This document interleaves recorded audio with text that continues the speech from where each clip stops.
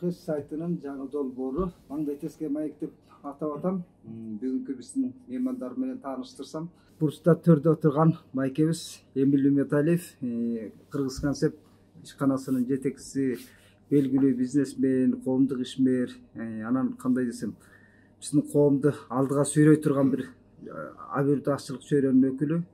Урхес сайты негизделип атканда чечтөө кеңеши деп түзүлдү эле, ошонун ардактуу мүчөсү. Анын бул жакта жанында отурган биздин Сейтек Качкынбай деген инибиз. Өзү бирок жаш болгону менен баягы дүйнө таанымы, коом таануу түшүнүгүндө бир жаңы генерациядагы муундун өкүлү катары кубандырат. Биз тилектеш болуп жүрөбүз. Бул жигит да ошол серге ой жүгүрткөн мейманыбыз бүгүн. Бул жакка кайрылып келсем, менин кашым мөрүмдө отурган Искендер Орман уулу деген эл аралык мамилелер боюнча мыкты адис, мен менен жакшы тилектеш болуп сайт негизделгенден бери ысык суума күйүп келаткан тилектешимдин бири. Сөздү бүгүнкү теманы мындай кылсак дедим эле. Геосаясий мамилелер боюнча мына кечээ жакында Ак үйдүн алдында тиги кандай десек бир эмоция мененби же бир колтугубузга суу бүрккөн башка күчтөр барбы айтор, кылымдан бери коңшу болуп келаткан Кытайдын болгон мамилебиздин кандай карайсыздар? Себеби Кытай биздин жегибизде турган бир деңиз сыяктуу да, биз ошо деңизге чаба курганды үйрөнүп, түбүнөн акак таш, асыл таштарды алганыбыз жакшы беле, же ошол Кытай эми коңшу кылымдан берки коңшубуздан жер планетасынан алмаштырып башка жака кете албайт экенбиз. Анан ушул Кытай менен Кыргызстандын өнөктөштүгү мындан аркы кандай өнүгүш керек? Деги эле ура патриоттордун, жармаш патриоттордун эмоциясыбы бул? Же чынында эле бир жүйөсү барбы? Келечекте биз ошол коңшубуз менен кандай мамиледе болушубуз керек? Сөздү Эмиль байкеден баштаганыбыз жакшы болот. Эмиль байке, сиз эми аяк буякты көрүп жүргөн кишисиз. Анан баягы кайсы бир саясий топко жан тартып жүргөн киши эмес. Калыс пикирде ошол сиздин пикириңиз маанилүү эле коңшу. Акыркы жылдары биз чоң оор сыноолордон өтүп атабыз. Ушул жылдары мындан дагы оор сыноолор болушу мүмкүн. Ошонун баардыгына даяр болгондон соң ачык пикир алмашып, билгенибизди бөлүшүп бири бирибиз менен. Маселе эмнеде? Маселе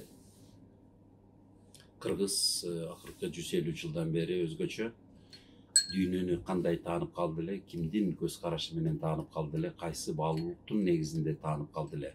Жана башка элдерге, дүйнө жүзүндөгү башка элдерге, коңшу элдерине дагы кимдин көз карашы менен мамиле кылып, кимдин көз карашынын негизинде өзүнүн тандоосуна ээ болуп калды эле. Биздин Кытайга болгон мамилебиз көпчүлүгүндө Сталин Хрущев мезгилиндеги өзгөчө ошо Хрущев Брежнев мезгилинин башталгыч жылдарында, 60-жылдары, 70-жылдары Советтер Союзунун Кытай менен болгон тирешүүсүнүн негизинде, идеологиялык тирешүүсүнүн негизинде калыптанып калган мамиле. Бул биринчи, ошону эске алышыбыз керек да. Кытайга болгон мамилебиз биз түшүнүп, билип кылып аткан мамилеби, же ошол кездеги идеологиялык негизде каршылаш, Советтер Союзунун Кытайга болгон каршылаш болгон шартындагы биздин мээбизге куйулуп калган бир этияттоо, же ал учурда согушка даяр болгон шарттагы түшүнүктөр жуктурулуп калган да. Экинчи нерсе, эске алчу нерсе, бул биз Манас эпосун 1000 жылдык эпос деп атап жүрөбүз, бирок ошол Манас эпосубузда биз кыргыз эли тегерегибиздеги, айылына чөйрөбүздөгү баардыгы менен болгон карым катташыбызды чагылдырбай, болгону гана ошо батыш жактагы, башка чыгыш жактагы элдер менен жакшы ысык суук мамилелерибиз эмнегедир ушул Манас эпосунан жуулуп кеткендей, кыскарып, кыркылып калгандай. Бирок Кытай менен болгон мамиле тайлап эле калтырылып койгондой да. Анан ошондуктан кыргыз төрөлгөнүнөн баштап манас деп келатып, анан кийин ошо Кытай менен Манас эпосундагы болгон каршылаштык эсине тутуп, ошол мамилеси дале үстөмдүк кылгандай да. Эми кеп бүгүнкү күндө мындай, Кытай биринчиден эң чоң чек арабыз ушу Кыргызстандыкы ушу Кытай менен болуш керек. Андан кийинки чек арабыз Казакстан менен, анан кийин Өзбекстан менен, анан эң кичирээк бөлүгү Тажикстан менен. Ошентип биз өзүбүзгө эң жакын болуп турган өлкөнү канчалык тааныйбыз, канчалык аны менен эгемендүү кызматташуунун аркасынан пайдасын көрдүк элек, көрүп атабыз, көрө биле алабыз. Ошону прагматикалык түрдө илимий негизде териштиргенибиз оң болот эле. Биринчиден, экинчиден биз эгемендүү өлкө катары мамлекетибиз эгерде биздин өлкө курган мамлекетибиз эгерде эгемендүү саясат жүргүзө алса, анда прагматикалык түрдө ошол Кытай менен кызматташуудан ички саясатына биринчиден кийлигишпөө эрежебиз бар, эл аралык. Экинчиден, ал ички саясатында жаккан жакпаганына макул болбогонубуз болсо дагы аны өзүбүздүн дипломатиялык тилибизде таанытып, бирок кийлигишпей, коңшу өлкө болгондуктан жана прагматикалык түрдө ал өлкөнүн дүйнөдөгү ролун, мүмкүнчүлүктөрүн эске алып туруп, өзүбүздүн кызыкчылыгыбызга канааттандырчу нерселерди сөзсүз түрдө коргой билишибиз керек. Эми баштапкы сөзүм ушул болсун азырынча. Сөздү кимге сурайбыз? Азыр Эмиль абанын сөзүндө кулак кете турган жерим бар эле. Бул деген нерсе биздин эң чек арабыз эң узун болуп мындай чектешкен кошунабыз депчи. Алыска туугандан жакка коңшу дейт эмеспи? Ошого прагматикалык жагы бул өтө маанилүү нерсе. Андан дагы биз Кытай менен мамиле түзүп атканда менде негизи маанилүүсү бул биз ошо Кытайды канчалык деңгээлде биз бүгүн билебиз да. Айталы, могуреки биз өзүбүз көчмөн элбиз. Биз мисалы көчмөн болуп, эбактан бери жылкыны минип, мындай көчмөн болгон үчүн мисалы жылкынын мүнөзүн билебиз да. Жылкыга мүнөздөп аттарды да бергенбиз. Жылкы канча жаштан кийин, канча жылдан кийин мындай тапталып күчүнө кирет, качан өлөт, кайсы учурда кысыр калат. Мисалы биз ине жибине чейин билет эмеспизби?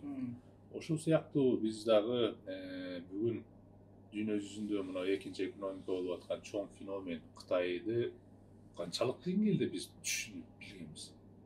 Бул өтө чоң суроо турат да биздечи. Кытайды биз чындап эле билебизби же жок? Же билебиз деген учурда дагы биз мүмкүн Советтер Союзундагы түшүнүк менен билептирбиз. Биз бүгүнкү көз менен, өзүбүздүн көз менен Кытайга мисалы ошол эле аябай чоң алака түзүп жүргөн жапондордун көзү менен да карап көрбөйлүбү? Корейлердин көзү менен да карап көрбөйлүбү? Булардын аташ Американын да көзү менен карап көрбөйлүбү? Кытай менен мамиле түзгөн башка кошуна мамлекеттери да Кытайды кандай карап, аларды таанууда кандай ыкмаларды, методологияларды колдонуп атат? Биз ошолорду дагы аңдап, анан ошол Кытайды адекваттуу түрдө биздин прагматикалык кызыкчылыктарыбызга, улуттук кызыкчылыктарыбызга төп келе турган мааниде түшүнгөн кишилердин саны бүгүн канча? Түздөн түз ошол чөйрөдө иштеп аткан биздин дипломаттарыбыз, элчилерибиз, тышкы иштер министрлигинде иштеп аткандар бүгүн канча, жана алар менен түздөн түз мына 20 канча жылдан бери алака түзүп, бизнес чөйрөсүндө алардын мүнөзүн терең түшүнүп калган ишкерлер бүгүн. Алардын ортосундагы байланыш барбы? Мисалы, мамлекет кызмат менен ошол алар менен түздөн түз карым катнаш түзүп аткан ошол айталы маданий чөйрөдөгү кишилер же бизнес чөйрөсүндөгү кишилер булар өз ара мындай сааттарын стрелкаларын берсе мындай менин саатым менен сиздин саатыңыз бирдейби деп өз ара мындай талкуу диалог болгонбу биз ушуларды түшүнүш үчүнчү окшогон нерселер да өтө маанилүү нерсе да биз Кытай менен мамиле түзөрдө биз Кытайды өзү түшүнөбүзбү биз чынында анан ошого жараша анан биз аларга талап деп айтпайм алардан бир нерсени күтүп ошого жараша алар менен алаканы түзүп прагматикалык ошого жараша биз алар менен катнашуу өзү негизи ушул өтө прагматикалык аспектиси турат да булчу ошон үчүн мен азырынча сөздүн башында мындай акцентти ушуга кылып мындай сөзүмдү мындай өткөрүп берсем кийинки айланпага чейин анда дагы ойлонуп туралы ал боюнча Искендер мырза сиздин пикириңиз Кытайдан агайлардын айтканына улай ой келет чындыгында биз кошуна өлкө болсун мамилелеш кандайдыр бир коом болсун ага көбүнчө эмненин көзү менен карайбыз да бир тарыхтан калган бир имиджи бар тарыхтан калган түшүнүгүбүз бар экинчиси азыркы учурдагы чагылдырылган СМИнин массалык маалымат каражаттарынын көзү менен карайбыз анан ошол учурда бул маселеге караган эң популярдуу үнү кимники чыгып атса бул көбүнчө күнүштүүсү саясий чөйрөнүкү же болбосо бул маселеден саясий бир натыйжа күткөн адамдардын үнү көбүрөөк чыгып калат бирок негизги эң прагматик Сейтек мырза айткандай дагы же болбосо эң так маалыматты берүүчү башка булактардан чыкпай калат да бул эмне бул илим дүйнөсүнүн ошол тармакты изилдеген адамдардын үнү чыкпашы экинчиси эң прагматик болгон ишкерлердин көз карашынын көп этибарга алына бербеши үчүнчү жактан дагы ошол маалымат каражаттарын объективдүү же болбосо ар тараптуу изилдөөгө таянган кабарларын маалыматтардын болбошу жашыл ойлордун алдыга чыкпашы да биздин тарыхый жактан бизге Кытайга болгон байланышыбыздагы эс тутумубузда Кытай деген түшүнүк көбүнчө Манастан анан байыркы коомдогу байыркы тарыхка таянган түшүнүк да биз Манаста көбүнчө ошол Кытайлар менен чабышканды урушканды алардын баскынчылык образы деген түшүнүк же болбосо аларга каршы эрдик менен андай коргонуу түшүнүктөрүн көбүрөөк алдыга чыгарабыз да бирок ошол жерде Кытай деген Манастагы эң маанилүү образдардан бириси Алмамбеттин Кытай экенин анын Манас менен Манастын эң ишенимдүү адамы болуп башын канжыгага байлап жоо менен күрөшкөн жерде жанына келип актык үчүн калыстык үчүн адилеттик үчүн бирдикте боло алган феноменин алдыга чыгара албайбыз анан байыркы тарыхтын деги эле өзгөчөлүгү жазылышы ошол да бул 17 кылымдарга чейин ушу 18 кылымга чейин тарыхты изилдөөчүлөр айтат тарых методологиясында негизинен эле согуштук мүнөз алдыга чыккан эмне болгон ушунча аскер согуштардын тарыхы деп да ошол боюнча согуштардын гана тарыхы ушул мамлекет менен ушул коом менен ушул эл менен ушул согушту ушунча аскер катышты ушул баатыр болду ушунча найзасы ушунча аты ушунча немеси болду дегендейчи кийинирээк бул башка жаңы курал жарактар менен болушу мүмкүн бирок анын аркасында жаткан социалдык саясий экономикалык феномендер менен көп этибарга алына берген эмес да биз ошол тарыхтык түшүнүктөн алып караганда дагы Кытайга байланыштуу биз ошол байыркы тарых анан байыркы тарыхтын мүнөзү болгон согуштун тарыхы менен гана карап калганбыз да мен жана душман депчи мен жана башкалар биз жана башкалар дегенчи ошол уланып келет арадагы канчалаган убакыт өттү дүйнө тарыхы башкача карай баштады социалдык саясий өңүттөн аналитикалык көз караш алдыга чыкты дегендей, бизде ал тараптан дагы бир мекемелик түрдө институционализация болбогон үчүн, экинчиден Сейдек мырза айткандай, бул боюнча заманбап мамлекет катары эгемендүүлүктөн бери деле жетишип кала турган учурубузда болгонуна карабастан, ошол синологдор же болбосо Кытай изилдөөчүлөрү, Кытайды изилдөөчү институттарыбыз, мекемелерибиз жок да.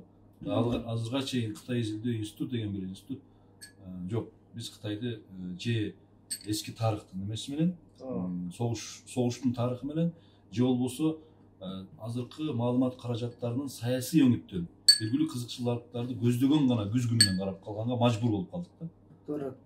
Кытайлар менен дипломатиялык мамиле, дипломатиялык тил табуунун ордуна биз кайра тескерисинче баягы булардан чочулоо, Кытай фобиясы пайда болуп атканы бизге канчалык пайдап келет, канчалык зыян алып келет, аны биз баягы коргонобуз деп эле. Жанагындай кечээкидей эмоция көбүрөөк болуп атат окшойт митингдердечи. Себеби жана 40 жора баш болгон ошо митинг уюштуруучулар демилге көтөрүп анан башка да ошо ура патриоттордун деңгээлинен чыкпаган мамиле болуп калабы дейм да. Кытай менен кантип биз дипломатиялык мамилеге келе алабыз. Кытай бул ажыдар. Аны биз баягы ошо ажыдар менен баягы сөйл жылан кармашкандай болуп атабыз да, каршылык көргөзөбүз депчи. Кандай болгон менен ошол үч бутак деген жанагы ошол тарыхый көз караш, илимий өңүттөн караш биздин тарыхыбызды деле. Анан учурду дагы эркин изилденүүчү журналистиканын, чыныгы сапаттуу журналистиканын көзү менен карай алыш. Анан ошол учурда буга ишкерлердин да прагматикалык көз карашы менен карай алыш. Ошонун баарын топтотуп анан баа берген саясий кадамдарды таштоо дегенчи, мындан натыйжа чыгаруу деген бир түшүнүк болсо дагы кызыкчылыкка, келечектүүлүккө, анан ошол конуша албай кошуна албай, ошол биз кааласак каалабасак бизге берилген кошуна ошолор менен кандай мамиле, кандай өңүттө мамиле жүргүзө турганыбызды дагы бир тагыраак болмок да. Ошон үчүн биринчи баягы айлампада ушуларды айткым келет. Географиялык шартыбызда канчалык жакын кошунабыз болгон менен бирок чындыгында булардын ичкин билбей атабыз да. Тарыхын, тилин үйрөнүп, маданиятын үйрөнгөндүн ордуна биз ошол Кытай десе эле үрөйүбүз учуп эле корко берген феномендин өзү төлүгү кандай болот? Эмил байке.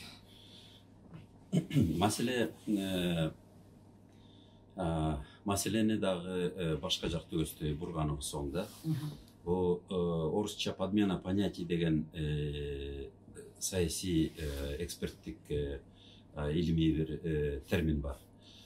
Бул түшүнүктөрдү өз орду менен алмаштырып салуу дегенчи. Биз азыр бирөөнүн эмоциясына бурулуп, же болбосо эмоция мүмкүн манипулдоо болушу мүмкүн.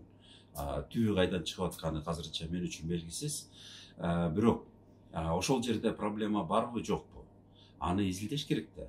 Аны жакшылап фактылар менен изилдеш керек, статистика менен изилдеш керек, илимий негизде изилдеш керек. Азыркы кээ бир чыгып аткан маалыматтар боюнча чындап келгенде ошол айтылган эмоцияга тийген нерселер бирок факт менен толук бойдон бардыгы эле далилденбей келатыптыр да.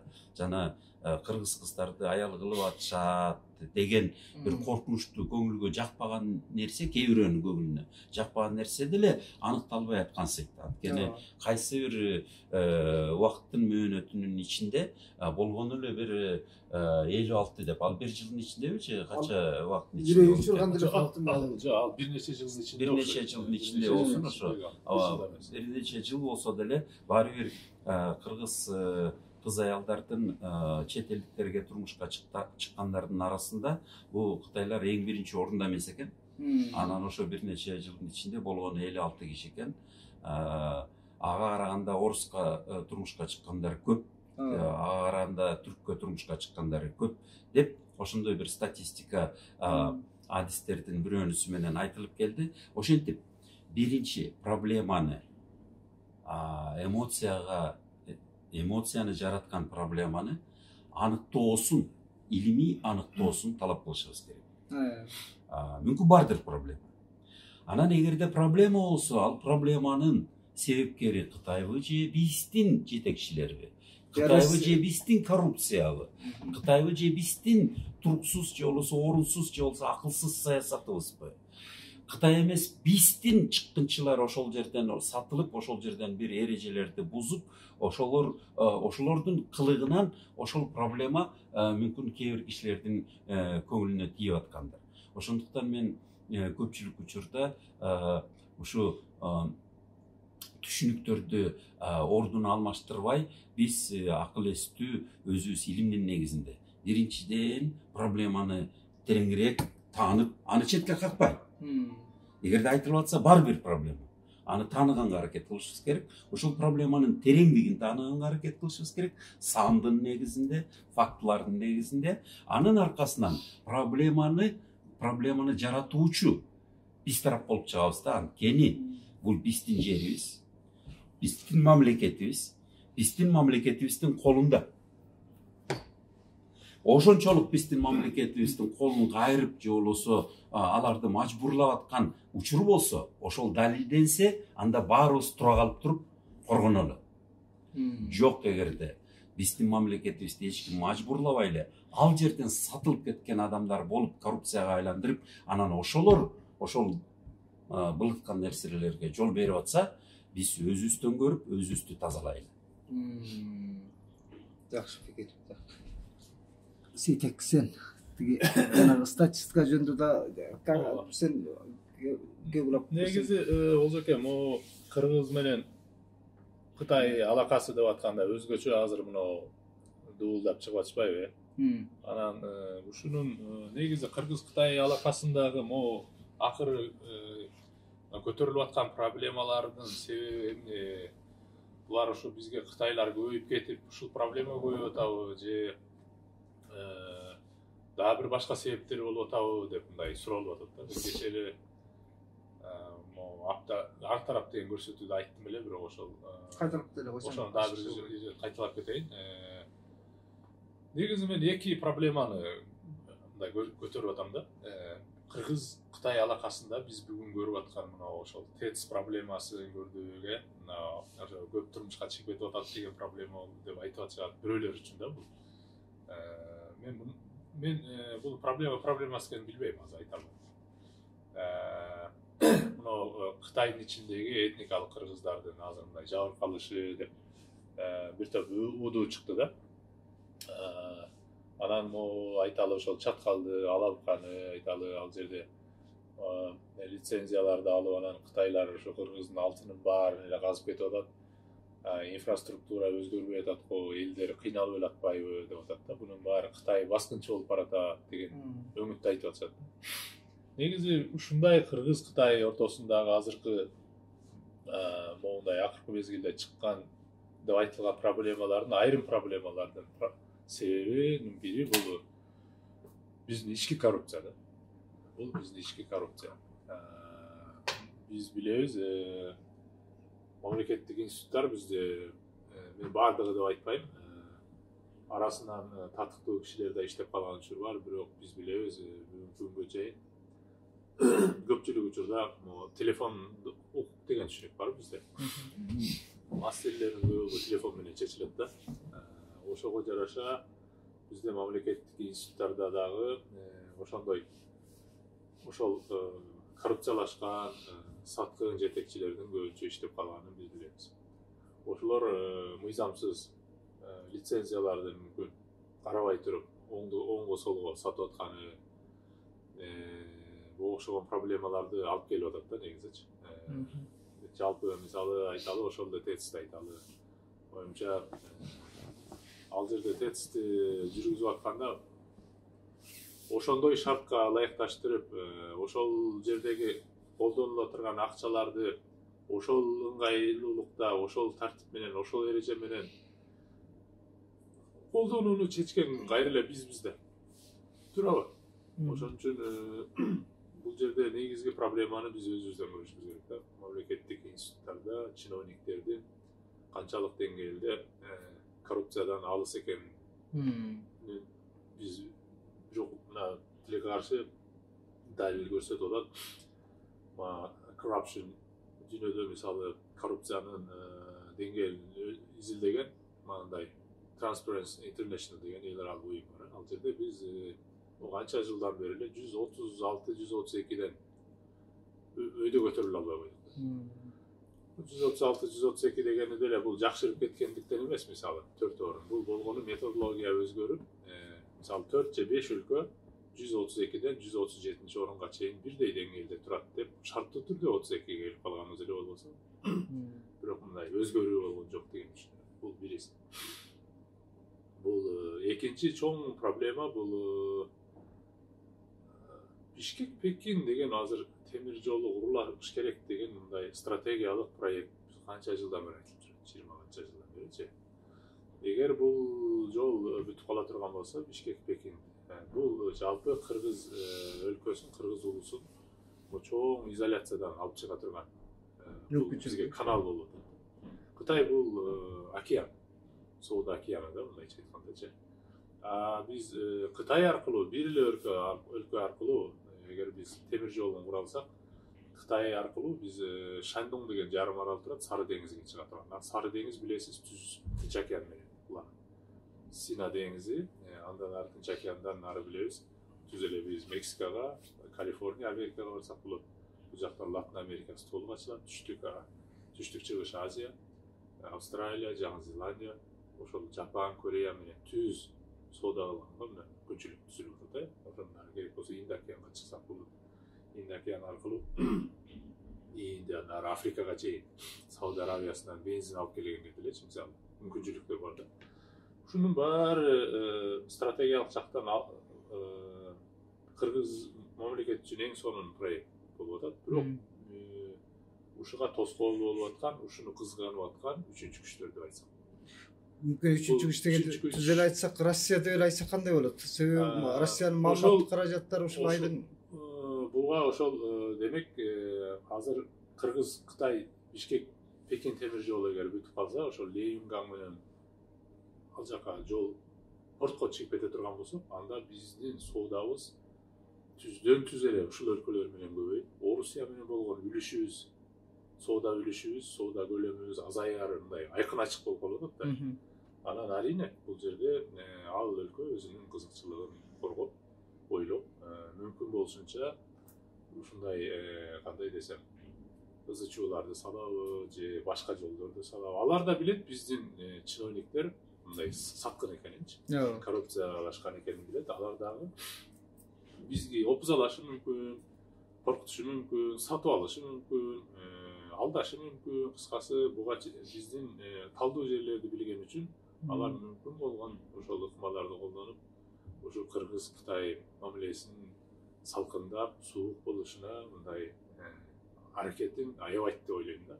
Ошон үчүн бул эки маселени биз азыр мындай биринчи негизги фактор деп айтышыбыз керек. Ал эми азыр мынау Кытайдын ичиндеги этникалык кыргыздарга болгон басым деп айтып атабыз эми. Негизи бир нерсени айтып коюшубуз керек да. Кыргыз Республикасы Кытайдагы кыргыз этносунун тарыхый мекени деп айтып атабыз. Бул туура эмес. Биз эгер антип айта турган болсок, кыргыздар качкын болуп Кытайга барганда, кытайлар ырайым кылып кыргыздарды кабыл алып алган. Кийин эле барган келгиндер дегенди айтып калабыз. Ооба. Тарбағатай, Фүйү, бүгүнкү мисалы Кыргыз автоном облусу бар, Кызыл Суу деген. Буларда кыргыз эбактан илгери тарыхый мекени да бул тарыхый мекен ошол жер Кытайда. Кытайда кыргыздар. Совет мезгилинде ошондой түшүнүк калган да. Бул Совет мамлекети курулганга чейин ал жерде Чыгыш Түркистан деп айтып жүргөн. Бул жерде уйгур, кыргыз, казак илгертен бери жашап жүргөн. Ошон үчүн Чыгыш Түркистан дегени бул Чыгыш түрки элдердин мамлекети деп илгери эле таанылып жүргөн. Шинжаң деген бул жаңы чек ара, жаңы чек деген түшүндүрөт. Кытайга кийин өтүп калгандан кийин бул жер Шинжаң деген атка. Ошон үчүн биз айтпайлы да. Бирок кандай болгондо дагы эл аралык укуктун нормасына ылайык бүгүн ал жерлер Кытай Республикасынын бир бөлүгү да. Ошон үчүн биз алардын ички маселесине биз мындай түздөн түз илигишип, канчалык боордоштук сезим болсо дагы Кытайдагы кыргыз туугандарыбызга Биз аларды мындай түздөн түз кийлигишүү же анткенге биздин кудуретибиз да жок, анан эл аралык норманы да бузган болобуз. Биз сепаратист дейбизби, ошого окшогон дагы бир проблеманын күчөп кетишине мындай себепкер болуп калышыбыз. Ошон үчүн биз максималдуу дипломатиялык жол менен, максималдуу прагматикалык жол менен, максималдуу мындай оор басырыктуу мамиле менен бул маселеге карашыбыз керек да. Бирок арийне буну ошол үчүнчү күчтөр ошого окшогон нерселерди алып чыга калып, мына биздин СССР учурунда топтолуп келген эмоцияларыбыз, Кытай десе душман деп караган бир жактуу көз карашыбызга менен ойноп, аны өз пайдасына колдонуп атканын биз дайым билип жүрүшүбүз керек.